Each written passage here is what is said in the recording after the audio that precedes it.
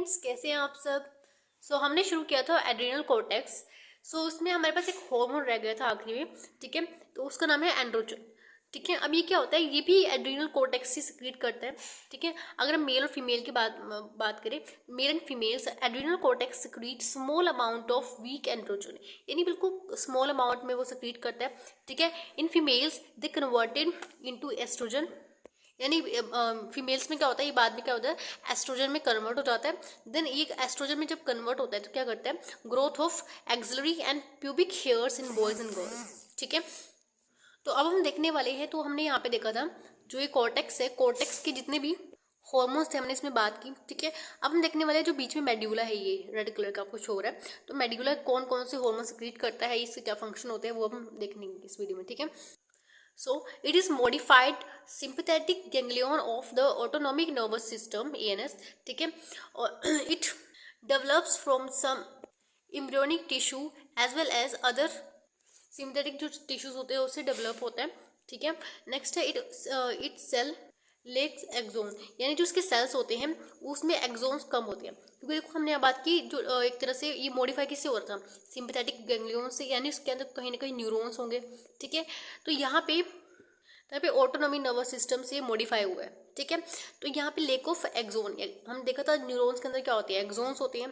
ठीक है, तो यहाँ पे एक्सोन नहीं हो गया, एक्सोन कम हो गया, आप ऐसे बोल सकते हो। ठीक है, एंड फॉर्म क्लस्टर बनाते हैं ये जब आपकी सेल बॉडी जो होती है वो काफ़ी सारे अगर बना लेती है, यानी मतलब मल्टीपल सेल बॉडीज अगर मिल जाती है तो उसको हम क्या बोलते हैं, क्लस्टर बोलते हैं। ठीक है, सेल बॉडी पता नहीं क्या होती है, न्यूरॉन्स के अंदर जो सेल बॉडीज होती है उनकी बात हो रही है यहाँ पे। ठीक है, and around the large blood vessels then it's hormone producing cells called chromaffin cells. तो यहाँ पे क्रोमेफिन सेल्स होते हैं जो सिक्रीट करते हैं हॉर्मोन्स। तो यहाँ पे दो हार्मोन सिक्रीट होती हैं, एक है एपिनेफ्रिन और नोर एपिनेफ्रिन। ठीक है, जो एपिनेफ्रिन होता है वो 80% होता है और जो नोर एपिनेफ्रिन होता है वो 20% होता है।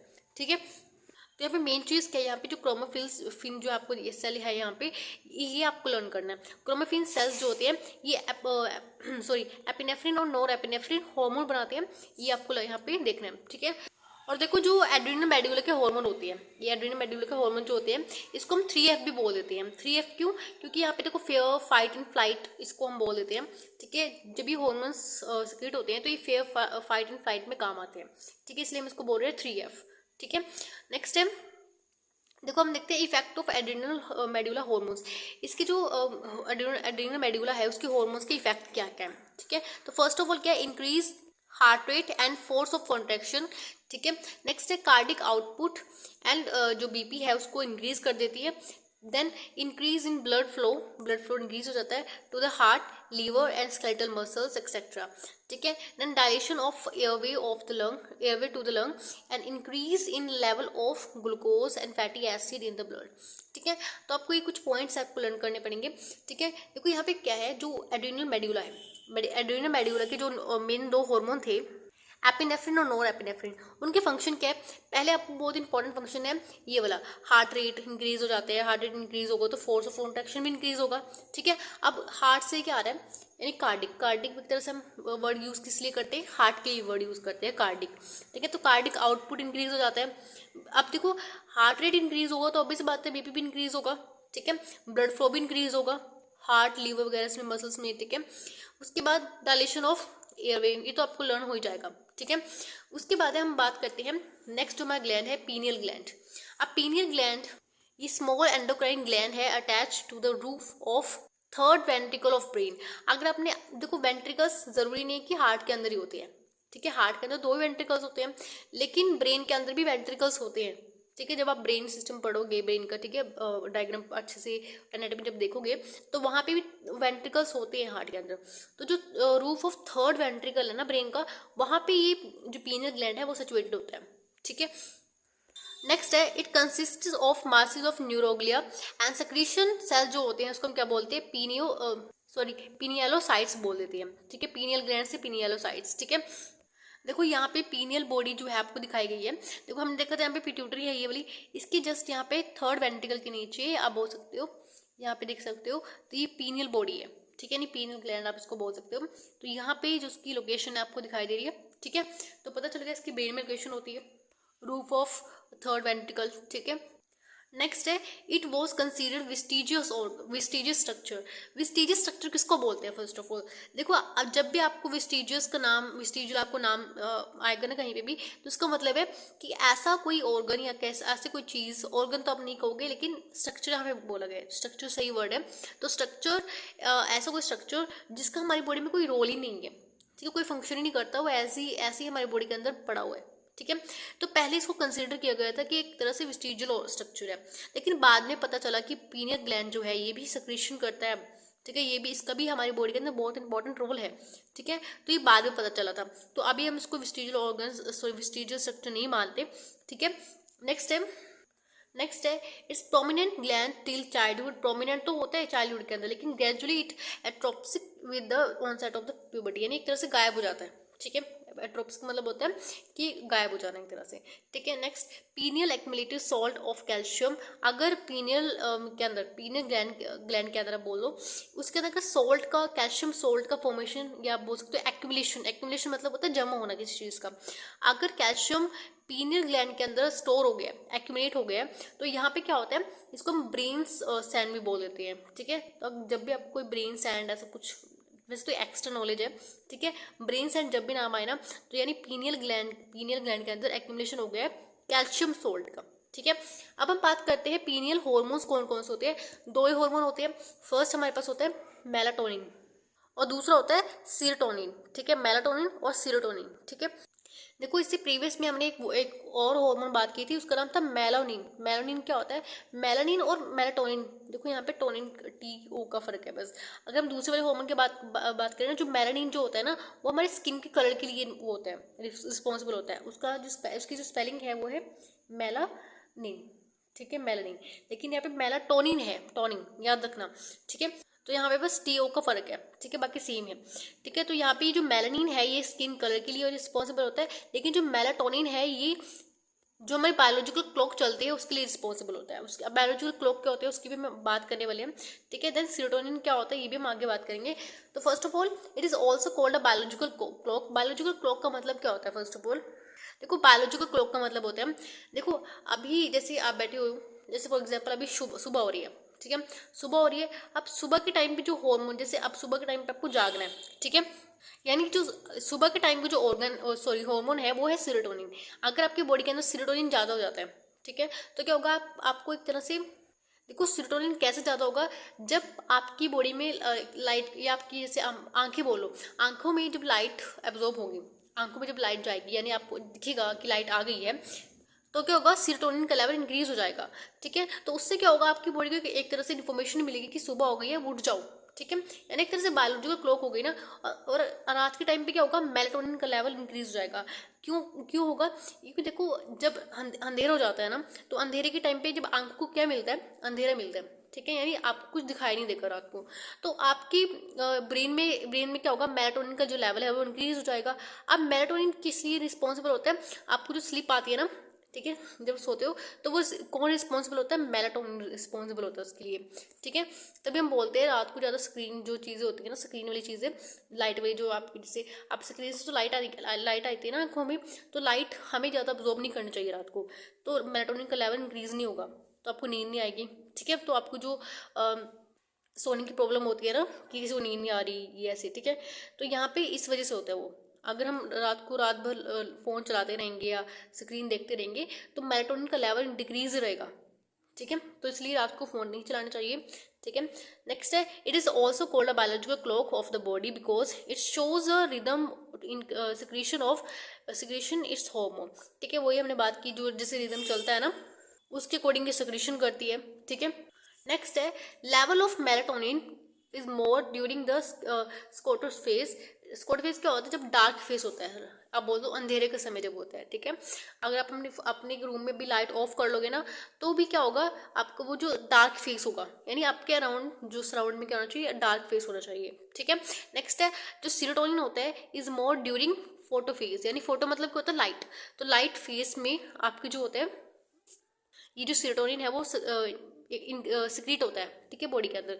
तो सीरोटोनिन कब होगा? जब लाइट होगी अराउंड में। अगर आप अपनी बॉडी अराउंड लाइट कर दोगे ना, लाइट जला दोगे, तो इससे क्या होगा, सीरोटोनिन का लेवल इंक्रीज हो जाएगा। ठीक है, देखो ये अपोजिट है, दोनों के दो आपस में अपोजिट है। जब डार्क होगा तो मेलाटोनिन, जब लाइट होगी तो सीरोटोनिन होगा। ठीक है, नेक्स्ट है, it is also called third eyes. देखो थर्ड आइज भी बोलते हैं हम इसको, पैरापीनियल आइज हम इसको बोल देते हैं, सेट ऑफ सोल हम इसको बोल देते हैं। ठीक है, देखो हम इसको इसलिए भी ये चीज़ बोलते हैं क्योंकि देखो थर्ड आइज का मतलब क्या होता है, देखो जब जो ऋषि मुनि होते हैं ना, वो अपने थर्ड आई के ऊपर क्या करते हैं, मेडिटेट करते हैं, तो वो थर्ड आई से हम इसको बोलते हैं, यानी पीनियल जो ग्लैंड होता है ना, पीनियल ग्लैंड को हम क्या बोल रहे हैं, थर्ड आई, यानी पीनियल ग्लैंड के ऊपर मेडिटेट करते हैं। ठीक है, वैसे तो इसके ऊपर ज़्यादा जाने की जरूरत नहीं है। ठीक है, नेक्स्ट है, it is a capable of light perception in a lower animal. देखो लोअर एनिमल में क्या होता है, लाइट परसेप्शन होता है, जैसे रिप्टाइल्स हो गए, like sphenodon and also a photo receptor. ठीक है, सो फोटो रिसेप्शन यहाँ पे होते हैं। नेक्स्ट है सिंथेसिस ऑफ पीनियल हॉर्मोन्स। कैसे ये पीनियल हॉर्मोन सिंथेसिस होते हैं, देखो यहाँ पे ना अभी आपको साइकिल को ना ध्यान से देखना है। ठीक है, ध्यान से आपको पढ़ना है, लिख लिख के लर्न करना है। देखो यहाँ से एक बहुत अच्छा क्वेश्चन अराइज होगा, मैं आपको अभी आगे आपसे पूछूंगी भी इसके बारे में। ठीक है, बहुत ही इंपॉर्टेंट है वो। ठीक है, वैसे बहुत इंटरेस्टिंग भी है। ठीक है, देखो यहाँ पे क्या होता है, आपको क्या देखनी है, पीनियल हार्मोन की सिंथेसिस देखनी है। ठीक है, तो यहाँ पे ट्रिप्टोफैन जो होता है, एक तरह से प्रिकर्सर आप बोलो। ठीक है, ट्रिप्टोफैन जो होता है यहाँ से इसकी सिंथेसिस होती है। तो 5OH ट्रिप्टोफैन पहले यहाँ पे बनेगा, देन सीरोटोनिन बनेगा, सीरोटोनिन के बाद एस्टाइल सीरोटोनिन बनेगा, देन मेलाटोनिन बनता है। ठीक है, देखो लेकिन एक बात देखो यहाँ पे, देखो जब सीरोटोनिन बन रहा है ना, यानी फोटो फेज में जब रोशनी हो रही है तब ये बनेगा। ठीक है, और जब अंधेरा हो जाएगा, ठीक है, जब यानी स्कोटो फेस आ जाएगा, यानी डार्क फेस आ जाएगा, तब सीरोटोनिन से क्या बनेगा, एस्टाइल सीरोटोनिन, देन मेलाटोनिन बनता है। ठीक है, इस सीक्वेंस को लर्न करके रखना यहीं पे। ठीक है, तो आगे यहाँ से बहुत अच्छा क्वेश्चन अराइज होने वाला है। ठीक है, एक बार दोबारा देख लेते हैं, ट्रिप्टोफैन से 5OH tryptophan, then serotonin, serotonin से यहाँ पे क्या होगा, एस्टाइल सीरोटोनिन, देन मेलाटोनिन। ठीक है, नेक्स्ट हम देखते हैं फंक्शंस क्या होते हैं पीनियल हॉर्मोन्स के। तो पहला है, melatonin play a very important role in the regulation of 24 hours यानी direct rhythm of our body. ठीक है, यानी आपको पता है जैसे 24 घंटे में क्या होता है, आप सोते हो जागते हो। ठीक है, वो कौन रिस्पॉन्सिबल होता है उस चीज़ के लिए, मेलाटोनिन और सीरोटोनिन होता है। ठीक है, देन एग्जांपल है, it helps in maintaining the normal rhythm of sleep and wake cycle body temperature. ठीक है, जैसे स्लीप एंड वेक हो गया साइकिल। ठीक है, और उसके बाद बॉडी टेम्परेचर को भी रेगुलेट करते हैं, मेंटेन करते हैं। ठीक है, उसके बाद सारे फंक्शन है। It also influence the metabolism, pigmentation and menstrual cycle as well as our defense capability. Then as more melatonin is liberated during their darkness than the light. ठीक है, मेलाटोनिन ज़्यादा होता है लाइट के टाइम पे। ठीक है, सॉरी डार्कनेस में, और लाइट के टाइम पे सीरोटोनिन ज़्यादा होता है। ठीक है, and this hormone is through to promote the sleepness. ठीक है, स्लीपनेस स्लीपनेस प्रमोट करता है ये हार्मोन मेलाटोनिन। ठीक है, then in response to visual input from the eyes retina, यानी ये क्या करता है, रेटिना से लाइट लेता है, इनपुट जो विजुअल इनपुट होता है वो कहाँ से जाएगी, आईज के थ्रू जाएगी। Then suprachiasmatic nucleus stimulates the sympathetic post ganglionic neurons, यानी एक तो आप बोल सकते हो इसका रिस्पॉन्स कहाँ से जाएगा, जो ये आपका neural stimulating sympathetic post ganglion neurons है, इसके थ्रू आपका रिस्पॉन्स आता है। ठीक है, and these in turn stimulate the pinealocyte to secrete the melatonin in rhythmic pattern. ठीक है, रिदमिक पैटर्न के थ्रू होगा, क्योंकि देखो क्या होता है, देखो यहाँ पे क्या होता है, नाइट एक दिन में एक बार आती है। ठीक है, यानी 8 घंटे की जैसे नाइट होती है आपकी, अंधेरा रहता है, तब तक जैसे मेलाटोनिन तब तक सिक्रीट होता रहेगा, लेकिन एक तरह से रिदमिक होता है, वो रिदमिक पैटर्न चलता है। ठीक है, during sleep plasma level of the melatonin increase 10 fold. देखो जब आप सो रहे होते हो ना, तो यहाँ पे 10 गुना आप बोल सकते हो मेलाटोनिन इंक्रीज हो जाता है स्लीप के टाइम पे। ठीक है, and small dosage of melatonin given orally can induce sleep and reset daily rhythm. ठीक है, यानी अगर किसी को नींद नहीं आ रही है तो यहाँ पे हम स्मॉल अमाउंट में इसको ओरली आप बोल सकते हो, ओरल टू टैबलेट फॉर्म में अब। ठीक है, तो हम इसको मेलाटोनिन दे सकते हैं। ठीक है, स्मॉल डोसेज देनी होगी, तो यहाँ पे स्लीप इंड्यूस हो जाएगी। ठीक है, melatonin also is important antioxidant that may provide some protection against damaging oxygen free radicals and also called anti ageing hormones, ठीक है। इनको एंटी एजिंग, देखो आपने देखा होगा जब हम सोते हैं तो बोलते ज़्यादा सोना चाहिए, तो इससे क्या होगा, आपकी जो एजिंग है वो कम हो जाएगी। सॉरी, जो एजिंग की जो होती है ना, जब बुढ़ापा होता है, तो वो एक तरह से आप बोल सकते हो एंटी एजिंग हॉर्मोन है एक तरह से, ठीक है। तो सोने से क्या कहते हैं, ज़्यादा खूबसूरती बढ़ती है, ऐसे भी आपने सुना होगा, वैसे तो मुझे नहीं पता इस चीज़ के बारे में, ठीक है। Melatonin level are higher in children. Melatonin का लेवल जो होता है, देखो आपने देखा भी होगा, जो छोटे बच्चे होते हैं ना वो सोते रहते हैं ज़्यादातर, ठीक है। जो अभी भी मतलब उनका 5 मिनट में ऐसा होता है कि 5 मिनट में सो जाते हैं, कभी जग रहे होते हैं, ऐसा होता है उनका, ठीक है। तो दिन में भी सोते रहते हैं सारा दिन वो। तो मेलाटोनिन का जो लेवल है higher in childrens, then decline with age into adulthood, ठीक है। अब तो ये ज़्यादा ही हो गया, ठीक है, जब से ये स्क्रीन वगैरह हम ज़्यादा देखते हैं तो एडल्टहुड में ज़्यादा ही हो गया है ना चीज़, तो ठीक है। देखो मैंने इससे प्रीवियस मतलब जिससे पहले जो पेज था, ठीक है, उसमें मैंने आपसे पूछा था कि यहाँ पे एक क्वेश्चन मैं आपसे राइज करूँगी, ठीक है। तो वो क्वेश्चन यहाँ पे आ गया, ठीक है। तो यहाँ पे क्या है, जैसे फॉर एग्जाम्पल एक ब्लाइंड गर्ल है, ठीक है, attain sexual maturity at the early age. यहाँ का मतलब कहने का मतलब क्या है, जैसे फॉर एग्जाम्पल आपने देखा है कोई गर्ल है, ठीक है, कोई लड़की है, तो यहाँ पे बताती हूँ मैं आपको, ठीक है। फॉर एग्जाम्पल कोई ये लड़की है, ठीक है, और ये लड़की क्या है, ब्लाइंड है।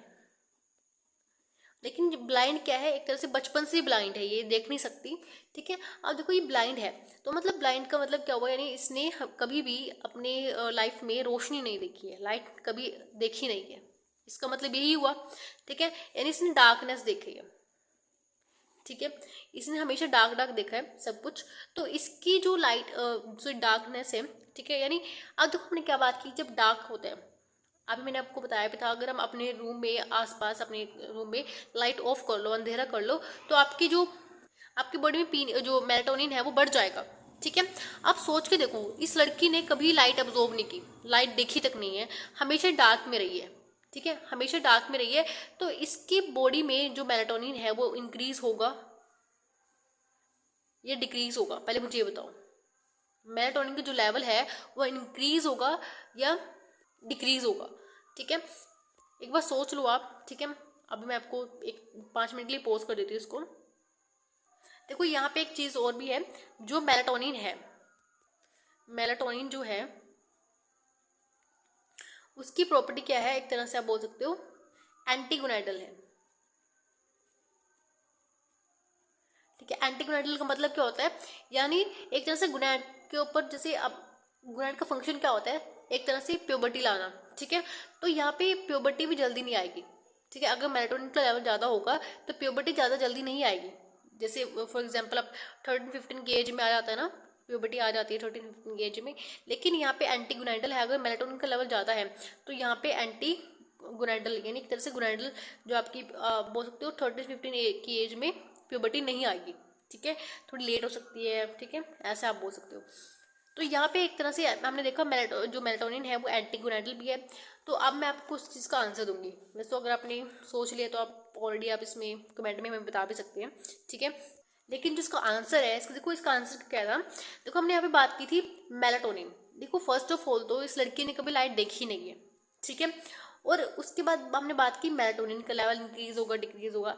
और देखो अगर इस लड़की के फॉर एग्जाम्पल अगर मेलाटोनिन, आपने देखा भी होगा जो ब्लाइंड गर्ल होती है ना, ब्लाइंड गर्ल, उनमें प्यूबर्टी जल्दी हिट करती है, ठीक है, उनमें प्यूबर्टी जल्दी आती है,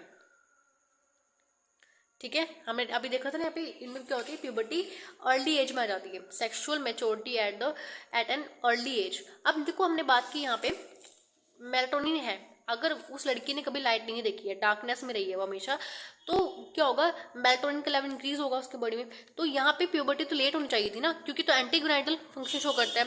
तो यहाँ पे ऐसा क्या हो रहा है जिससे एंटीगोनाइडल भी ये परफॉर्म नहीं कर रहा और मैंने प्यूबर्टी भी जल्दी आ रही है। तो यहाँ पे क्या रीजन है, देखो यहाँ पे रीजन सिंपल है।